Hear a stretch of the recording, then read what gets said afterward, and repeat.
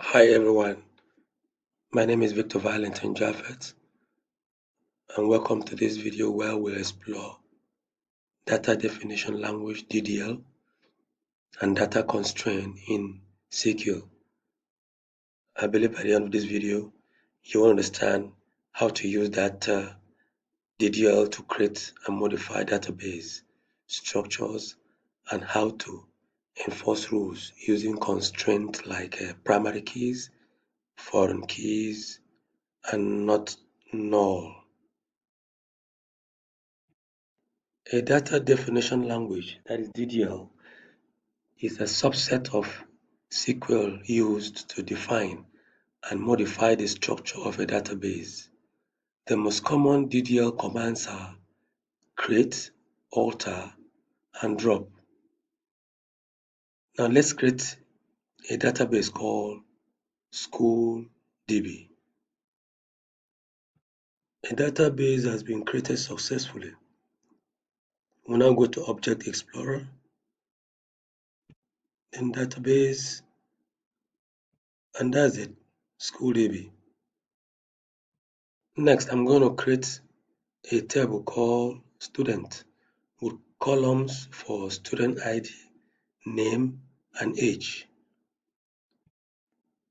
The new table has been completely created successfully. Now we'll go to Object Explorer. This is the database, and this is the table.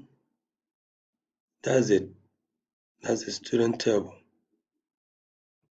In the next step, we are going to talk about table constraints. Constraints are rules that enforce data integrity in a database. Now we'll look at the four key constraints: primary key, foreign key, not null, and default value.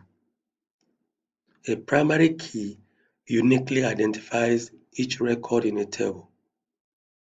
In our student table, student ID is the primary key. Now I'm going to create a table called courses table, and link it to the students table using the foreign key. The table courses has been created and the foreign key constraint relationship will be found under the keys here. Now we move over to not null. The not null constraint ensures that a column cannot have null values. In our student table, the name column is set to not null. Here is the SQL. Not null is successful.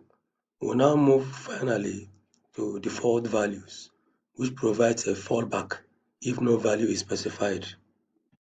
Here I will add a column called enrollment date with a default value of the current date. The new column has been reflected, enrollment date. Here is my progress.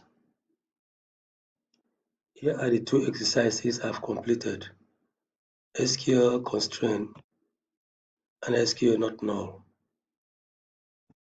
I also found these two resources helpful for learning SQL, that's the SQL Zoo and Khan Academy. Thanks.